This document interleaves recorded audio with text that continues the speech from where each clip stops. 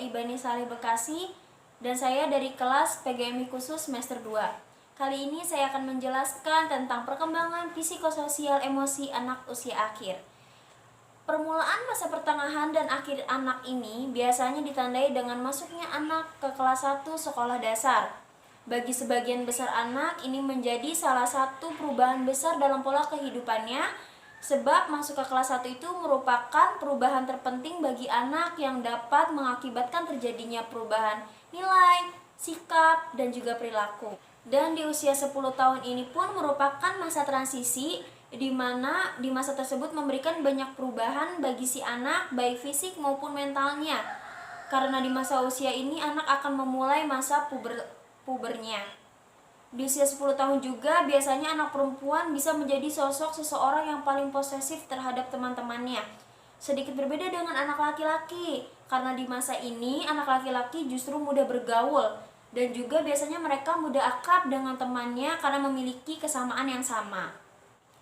Dan biasanya anak di usia 10 tahun mereka sangat dekat dengan keluarga besarnya. Nah, untuk para orang tua, manfaatkanlah waktu ini untuk dekat selalu dengan anak Anda dan pastikan komunikasi selalu berjalan dengan lancar dan selalu tawarkan solusi untuk tiap masalah yang ada. Selanjutnya, perkembangan emosi. Plato mengungkapkan secara potensial atau fitrah manusia dilahirkan sebagai makhluk sosial atau zoon politekori. Syamsuddin pun mengungkapkan sosialisasi adalah proses belajar untuk menjadi makhluk sosial. Lore mengungkapkan sosialisasi merupakan suatu proses di mana individu, terutama anak, melatih kepekaan dirinya terhadap rangsangan-rangsangan sosial, tekanan-tekanan dan tuntutan kehidupan, serta belajar bergaul dengan bertingkah laku seperti orang lain di dalam lingkungan sosialnya. Selain itu, Muhyiddin mengatakan bahwa perkembangan sosial merupakan proses pembentukan sosial self atau pribadi dalam masyarakat, yakni pribadi dalam keluarga, budaya, bangsa, dan seterusnya. Harlock mengutarakan bahwa perkembangan sosial merupakan perolehan kemampuan berperilaku yang sesuai dengan tuntutan. Selain itu, sekarang kita akan membahas tentang emosi. Emosi itu apa sih? Emosi adalah perasaan yang ada di dalam diri kita, dapat berupa perasaan senang ataupun tidak senang. Nah, perasaan baik atau buruk, dan itu pun sering terjadi pada anak-anak. Goleman menyatakan bahwa emosi merujuk pada suatu perasaan atau pikiran-pikiran khasnya, suatu keadaan biologis dan psikologis, serta serangkaian kecenderungan untuk bertindak.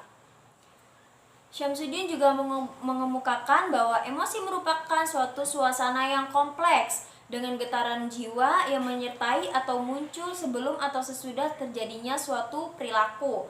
Emosi juga merupakan suatu keadaan yang kompleks, dapat berupa perasaan ataupun getaran jiwa yang ditandai oleh perubahan biologis yang muncul menyertai terjadinya suatu perilaku. Anak-anak usia 9 hingga 11 tahun biasanya bervariasi dalam perkembangannya. Beberapa anak masih tampak seperti anak-anak, beberapa sudah mulai kelihatan remaja, sebagian yang lainnya belum pubertas, sementara sisanya sudah menjajaki masa ini. Dengan perubahan bentuk tubuh, fluktuasi emosi, dan penyesuaian sikap, oleh sebabnya orang tua meski mempertimbangkan perubahan-perubahan tersebut dalam interaksinya dengan si buah hati.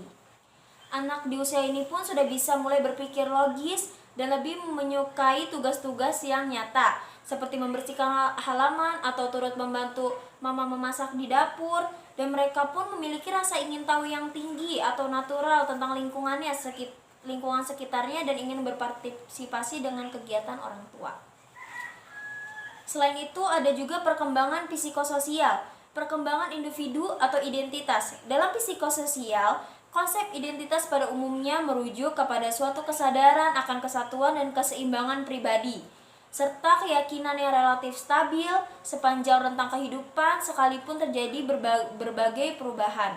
Dalam konteks psikologi perkembangan, pembentukan identitas merupakan tugas paling utama dalam perkembangan kepribadian yang diharapkan tercapainya pada akhir masa remaja. Dan dari penjelasan yang tadi, ada beberapa kesimpulan. Yang pertama, mulai munculnya sikap emosi pada anak seperti sedih, bahagia, galau, gelisah. Namun di usia akhir anak juga sudah mulai bisa mengontrol emosinya. Lalu, Anak usia akhir juga sudah memahami rasa aman dan tidak aman yang tentu mempengaruhi emosi anak. Sekian penjelasan dari saya. Wassalamualaikum warahmatullahi wabarakatuh.